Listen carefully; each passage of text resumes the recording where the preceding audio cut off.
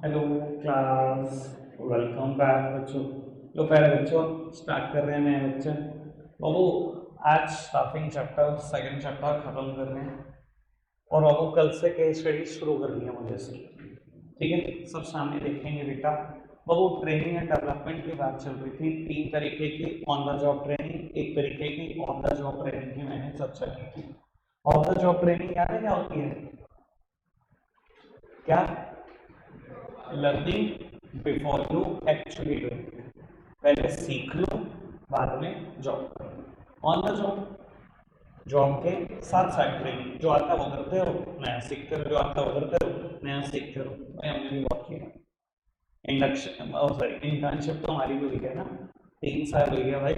जो सीखा वो किया, नया सीखा, जो सीखा वो किया, नया सीखा। 3 साल लगाए भाई सीखने में वहां। समझ में आती है ना बात? ऑन द जॉब ट्रेनिंग मैंने सारी ट्रेनिंग डिस्कस करनी थी। कुछ पूछना है? अप्रेंटिसशिप, इंटर्नशिप और इंडक्शन ऑन द जॉब है, और वेस्टिब्यूल ऑफ द जॉब है, जिसमें मैंने बात करी थी पायलट की, एस्ट्रोनॉट की। कुछ नया होगा दिमाग में तो नहीं? आगे बढ़ाएं बात, चलो ठीक है। बाबू जहां ऑन द जॉब और ऑफ द जॉब ट्रेनिंग थी वो स्टार्टिंग चैप्टर का लास्ट पेज है। सेकंड लास्ट पेज पे जब आप आओगे तो आपको एक टॉपिक दिया गया है, ट्रेनिंग एंड डेवलपमेंट की advantages to the organisation to the employees. अभी कोई देखेगा नहीं नोट्स में, अभी नोट्स की जरूरत नहीं है, आप सब सामने देखो। ट्रेनिंग एंड डेवलपमेंट के एडवांटेज टू द ऑर्गेनाइजेशन और टू द एम्प्लॉइज। और वो देखो, जब भी आप किसी ऑर्गेनाइजेशन में जाते हो, कितना भी बड़ा दिक्कत चले जाओ, मैं कहता हूँ सबसे पहले ट्रेनिंग ही होगी। मैंने कल भी ये बात बोली थी। आप लोगों का अकाउंट्स बना रहे हो 20 साल से, तब भी एक फॉर्म में जाओ तो वो कह रहे हैं कोई नहीं ट्रेनिंग होगी, मेरा सॉफ्टवेयर चलाना सीखो, ये कहना ना। ट्रेनिंग तो होगी होगी ना। और अगर आप एक चीज का आपको नजर हो तो आपको जान के बड़ा सरप्राइज होगा। जैसे जितनी भी बड़ी ऑर्गेनाइजेशन की हम बात करते हैं, अगर आप इनका खर्चा उठा के देखो ना ट्रेनिंग एंड डेवलपमेंट का, तो आप देखोगे ये एक्सपेंस हर साल 1 CR से क्रॉस है। हर साल एम्प्लॉय की ट्रेनिंग एंड डेवलपमेंट में इतना एक्सपेंडिचर कर देते हैं, ये करोड़ क्रॉस ही होता है हर साल। तो सर आपको नहीं लगता कोई तो फायदा मिल रहा होगा ना ऑर्गेनाइजेशन को? ऐसे थोड़ी आपकी ट्रेनिंग के ऊपर करोड़ों रुपए खर्चे जा रही है। देखो, ऑब्वियसली एम्प्लॉय को भी बहुत सारे एडवांटेज हैं ट्रेनिंग के। अगर ऑर्गेनाइजेशन आपको ट्रेनिंग दे रही है ना, खाली ऑर्गेनाइजेशन को फायदा नहीं होगा, एम्प्लॉय को भी फायदा होगा। मुझे दोनों के फायदे डिस्कस करने हैं। मैंने कहा है नोट्स अभी छोड़ दो, अब सामने देखो, पहले खुद से बताओ ट्रेनिंग का फायदा ऑर्गेनाइजेशन को क्या है। आप बताओ पहले खुद से, नहीं बताया जाएगा तो देखेंगे नोट्स को, कोई फायदा नहीं है। काम को एफिशिएंट करेंगे, बहुत बढ़िया बात, बहुत ही बढ़िया बात। और क्यों प्रॉफिट छोड़ देगा? हाँ, बहुत बढ़िया। दूसरी बात सुनो, नहीं बिल्कुल सही बता रहा है, मैं तेरी बात को बस ऐड करूंगा। बिल्कुल बातें दोनों दोनों ही बढ़िया बताएंगे। और कुछ है? क्या कह रहा है? क्या क्या बता है मैं बताऊंगा, टेंशन न ले।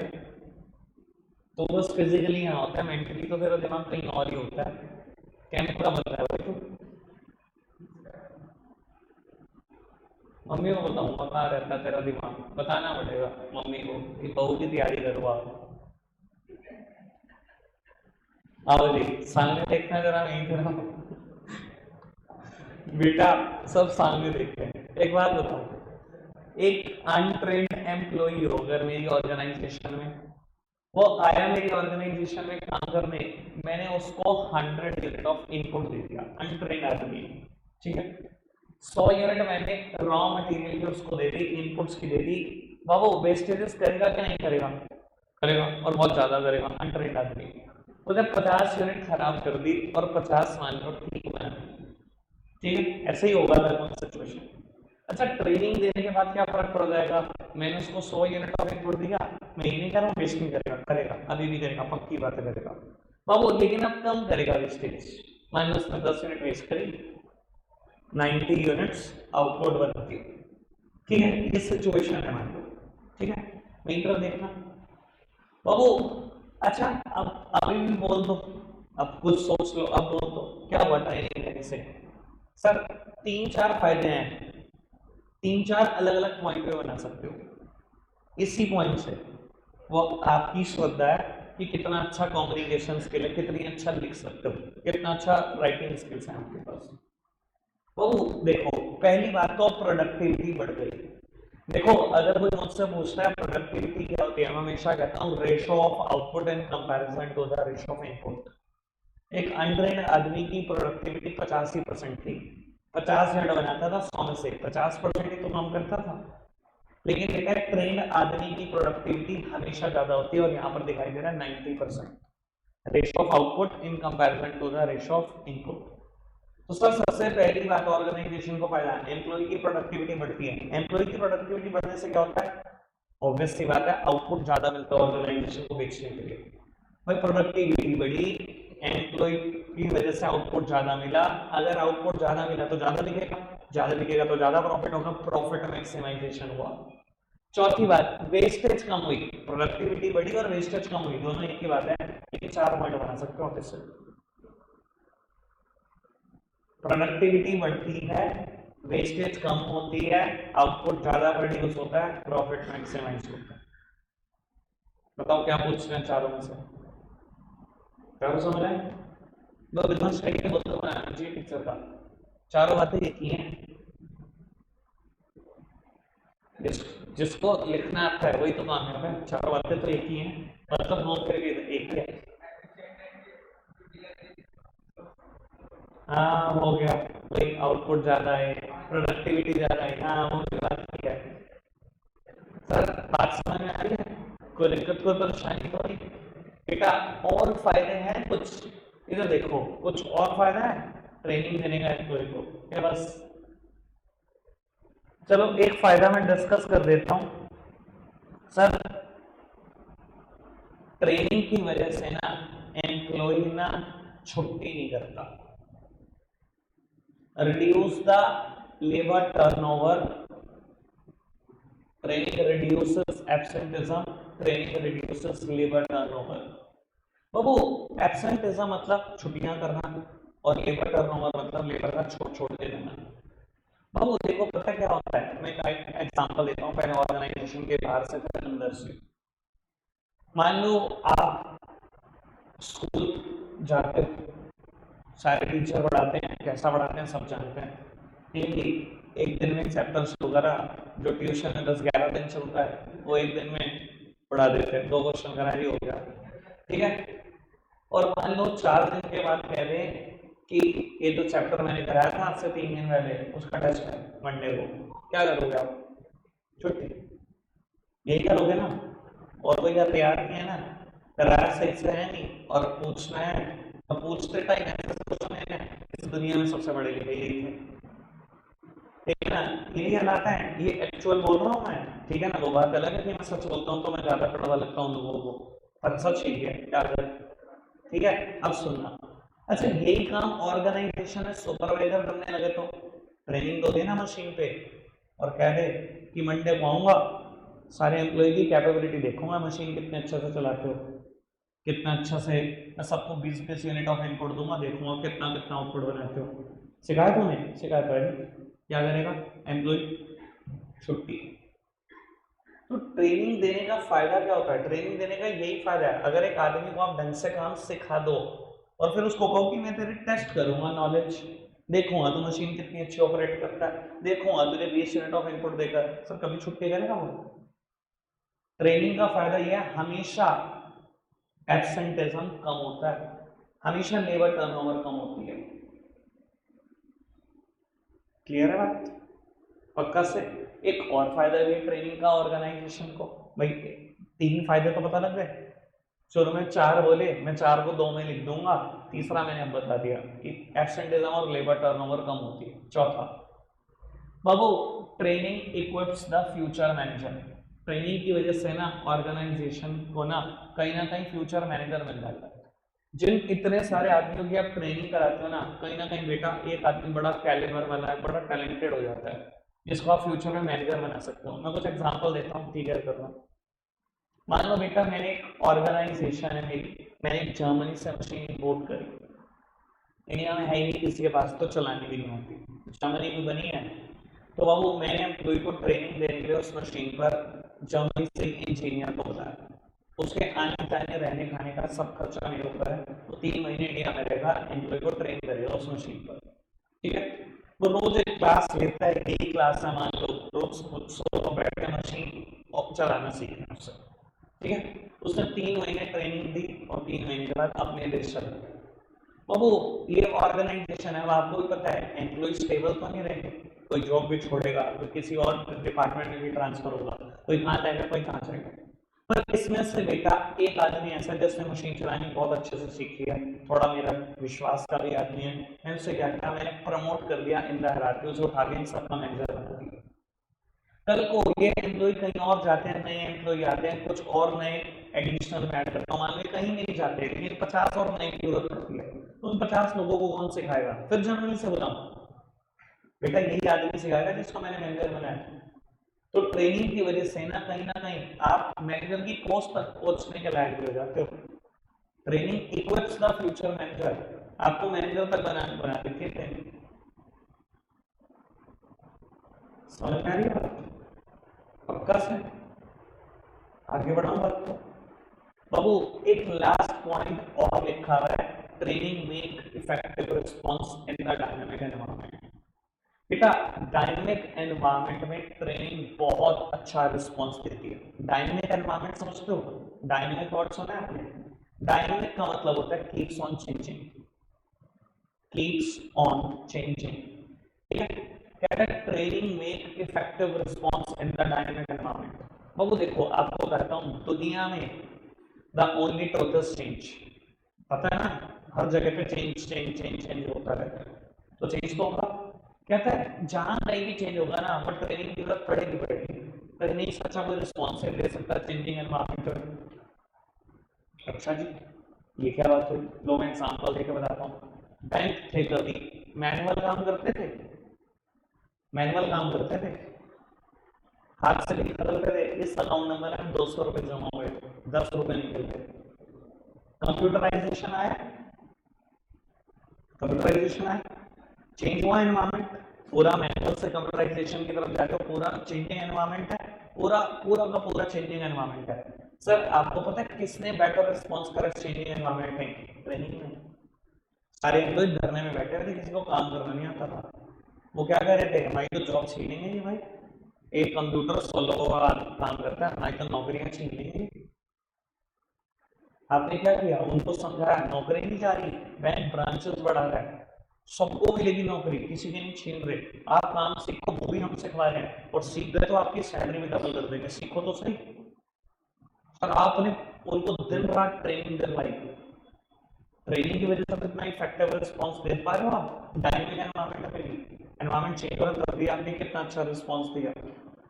मैं अपने एग्जांपल देता हूँ, मैं भी व्हाइट बोर्ड में पढ़ाता था कभी, जब मैंने स्मार्ट बोर्ड खरीदा तो जिस कंपनी से खरीदा था, मैंने कहा भैया मैं चलाऊंगा कैसे इसको, मैंने कभी चलाया नहीं, मैंने कहा बच्चों के सामने फंक्शन ही ढूंढना, अरे क्या बात कर रहे सर, इतना मुश्किल नहीं है, 2 दिन की ट्रेनिंग है आपके सब सीख जाओगे। मैंने कहा अच्छा ऐसी बात है क्या, तो वहाँ उन्होंने मेरे 2 दिन की ट्रेनिंग में एक फंक्शन से रटा पड़ा, तो मैं कहता हूँ मेरे साथ मेरे बच्चों को रटा पड़ाता है, जो देखते रहते सामने बैठ क्या चलता है। किसने रिस्पॉन्स दिया डायनेमिक एनवायरनमेंट में? बेस्ट ट्रेनिंग तो दिया। जहां बैठ के बच्चे इतना कुछ सीख जाते हैं, इसमें जितना कुछ मेरे को आता है आप सीख जाते हो, मानते ना, कईयों को तो 11 से पढ़ रहे होंगे तो शायद सारे फंक्शन रटे पड़े होंगे इस बोर्ड के। क्लियर है क्या बात, समझ में आ रहा है? तो फटाफट से ना ये 5 फायदे पढ़ कर बता दो नोट्स वाले, मैंने 5 बता दिए, फिर मैं एम्प्लॉय की बात करता हूँ जल्दी से। बेटा सब सामने देखते हैं, ट्रेनिंग के फायदे टू द एम्प्लॉइज, ठीक है, advantage of training to the employee. Employee को क्या फायदा हुआ ट्रेनिंग मिलने से? सर बड़ी ऑब्वियस बात है, अनट्रेन्ड एम्प्लॉय की सैलरी थोड़ी कम होती है, और ट्रेन आदमी बेचारा जब आप अनट्रेन थे तो ऑर्गेनाइजेशन में 20,000 रुपये महीना मिलेगा। पहले तो काम सीखो, जब काम सीखोगे तो सोचेंगे, और जब काम सीख गए तो ऑर्गेनाइजेशन ने 50 देने शुरू कर दिए। अगर 50 में शुरू हो गए, खाली 50 पर थोड़ी रुकोगे। अब दूसरी ऑर्गेनाइजेशन में अप्लाई कर रहे हैं, ये काम आता है मुझे। बायोडाटा में स्किल ऐड हो गया, जैसे आपका स्किल ऐड है स्नैपचैट चलाना आता है, और तो कुछ आता है सर। यानी कि ट्रेनिंग का फायदा क्या ऑर्गेनाइजेशन को, सॉरी एम्प्लॉय को, सर उसकी सैलरी मैक्सिमाइज होती है, मतलब ज्यादा अर्न कर पाता है वो ट्रेन आदमी। दूसरी बात, उसके करियर प्रोस्पेक्ट्स भी इंप्रूव कर रहे हैं। खाली 50 पे नहीं रहने वाला, तो चले जगह अप्लाई कर रहा है कि मुझे काम आता है, मुझसे कराओ ये काम, बोलो, और एक्सपेक्टेड सैलरी 74,000, 50 पे टिकना है मैंने। समझ में आ रही बात? तो अब उसकी सैलरी बढ़ने वाली है, उसके करियर प्रोस्पेक्ट्स इंप्रूव होने वाले हैं, बाबू कॉन्फिडेंस और मोरल भी बढ़ने वाला है। और ये कॉन्फिडेंस और मोरल वाली बात ना यहाँ पर भी थी, पर यहाँ अलग तरीके से। भाई अनट्रेंड आदमी छुट्टियां ज्यादा करता है, जॉब भी छोड़ देता है। अगर आप उसका टेस्ट लेने की सोचो, ट्रेंड आदमी का कॉन्फिडेंस थोड़ा अलग होता है, वो कहता है मेरा लोटा है टेस्ट, मैं बताऊंगा कैसे होता है काम। चौथी बात बेटा, chances of accident get minimised. बेटा अनट्रेंड आदमी को कहोगे मशीन पे काम कर ले, क्या हाथ पैर ना कटवा ले, चोट ना खा जाए मशीन से, मशीनें बहुत खतरनाक है। ट्रेंड आदमी का क्या है बाबू, उसको ट्रेनिंग इसलिए दी जा रही है कि वो बच के भी रहेगा, उसके एक्सीडेंट के चांसेस बहुत हद तक रिड्यूस हो जाएंगे। समझ में आ रही बात? पक्का से ये चारों बातें मैं पढ़ा दूंगा, 1 मिनट रुक जाओ, बिल्कुल पहले पेज पर वापस आ जाओ, स्टाफिंग चैप्टर जहां शुरू किया था, स्टाफिंग की डेफिनेशन गिवन है, नोट शेयर कर लो बेटा, बस वैसे ही बाबू स्टाफिंग की डेफिनेशन गिवन है, ठीक है बाबू। बिल्कुल जहां पर स्टाफिंग स्टार्ट किया था, बिल्कुल वहीं पर जहां स्टाफिंग प्रोसेस पढ़ना शुरू किया था बेटा, लिखा हुआ है staffing function pertains to the recruitment, selection, development, training and compensation of subordinate management. इधर देखना मित्रों, कहता है staffing function pertains to the, मैंने आज तक एक डेफिनेशन नहीं रटवाई, ठीक है ना। और लोग पता क्या कहते हैं घर बैठकर, बिजनेस स्टडीज रीडिंग का सब्जेक्ट है, तो लर्निंग वर्क है। अभी कुछ बच्चे आए 11th में बाद नए पता नहीं कौन कान भरता है इससे, कहते बिजनेस स्टडीज तो रीडिंग का सब्जेक्ट होता है ना भैया, हाथ रख के रट्टा मारते हैं ना। मैंने सर पकड़ लिया पहले दिन, मैंने कहा मैंने कहा पूछूंगा जरूर, चैप्टर 2 पर आ जाओ एक बार, 11 में फॉर्म्स ऑफ बिजनेस ऑर्गेनाइजेशन कि क्या क्या रख सकते हो, तो ठीक है ना। इधर आना बेटा, आप सामने देखना, सर कहता है staffing function pertains to the, staffing function pertains to the, pertains to का मतलब क्या होता है बेटा, पर्टेन्स टू द का मतलब होता है deal with, staffing function deal करता है विद रिक्रूटमेंट, विद सिलेक्शन। अब मैं आपको एक बात बताता हूँ, आपने ये 5 वर्ड सुने जो मैंने आपको स्टाफिंग प्रोसेस में भी समझाए थे, लेकिन ना बच्चे बह जाते हैं, आपने बहना नहीं है, एक ऑथर के वर्ड है, मेरे वर्ड नहीं है कि कोई भी वर्ड कहीं भी डाल दो कहीं भी निकाल दो, ऐसे ही लिखना है। बह कैसे जाते हैं मैं बताता हूँ, लिखा है रिक्रूटमेंट सिलेक्शन, बच्चे का होती है ट्रेनिंग एंड डेवलपमेंट की, वहां पर पहले वर्ड लिखा है development, recruitment, selection, development, training and compensation of subordinate management. कहता है स्टाफिंग फंक्शन डील करता है एम्प्लॉय की इन 5 चीजों के साथ, खत्म, इतनी सिंपल डेफिनेशन। मुझे क्या इन 5 वर्ड में से कुछ भी बताना है आपको? क्या नहीं बताया मैंने, बताओ, रिक्रूटमेंट नहीं बताया, या सिलेक्शन नहीं बताया, या डेवलपमेंट ट्रेनिंग की बात नहीं करी, या कंपनसेशन की बात नहीं करी डिटेल फॉर्म में। अब आपको एक बात बताऊं, मैंने आपको हमेशा कहा है और वेरी फर्स्ट डे से बोल रहा हूँ, स्टाफिंग चैप्टर आज खत्म हो गया, आओ कोई मुझे भी ज्ञान पेल दो कि planning, organising, staffing, directing, controlling sequence ही हो सकते हैं, वरना कोई समझा नहीं सकता। ऐसा बोलते हैं ना बहुत सारे टीचर, मैंने ना ये करा ना ये करा, ये करा, बताओ किसको क्या समझ में आया, एक अक्षर बता दे कोई। और सुनो, सब बड़े ज्ञान पेलते हैं भाई, पहले दिन ही होती है डेफिनेशन, एनसीईआरटी का सीक्वेंस है ना, मेरे से बेटर सीक्वेंस अगर एनसीईआरटी बना देगी तो मैं वो भी मान लूंगा। सबसे आखिरी दिन कराई डेफिनेशन, बताओ क्या समझाया, क्या बताना पड़ा मेरे को या क्या रटवाना पड़ा? पहले दिन टीचर आए और आपको बोले staffing function pertains to the recruitment selection development training and compensation of subordinate manager. आप क्या बोलोगे? कुछ समझा भी ले भाई। और आपको एक बात बताऊं, आप ही हो जो क्लास में हाँ करके आ जाते हो, ये आगे समझ। पहले दिन ही बढ़ाते हैं ये सारे टीचर। एक शहर में टीचर नहीं होगा जो बिजनेस का सीक्वेंस बिगाड़ता है, नहीं हूं। जहां से मर्जी शुरू करा लो मेरे से, जब तक मुझे नहीं लगेगा ना कि मैं ये चीज समझा सकता हूं तब तक उसका नंबर ही नहीं आएगा, सीक्वेंस मेरा ही चलेगा। चलो खैर, सबकी अपने अपने परसेप्शन है, मेरे अपने परसेप्शन है, ठीक है जी। चैप्टर का भोग डल गया। जहां स्टाफिंग प्रोसेस खत्म किया, 5 लिखी हुई है स्टाफिंग की एडवांटेजेस, वो होमवर्क है, पढ़ लेना। कोई भी प्रॉब्लम आए मैं देख लूंगा, वैसे आएगी नहीं, ठीक है जी। रख रहे आज के लिए इतना ही है प्यारे बच्चों, बाय बाय।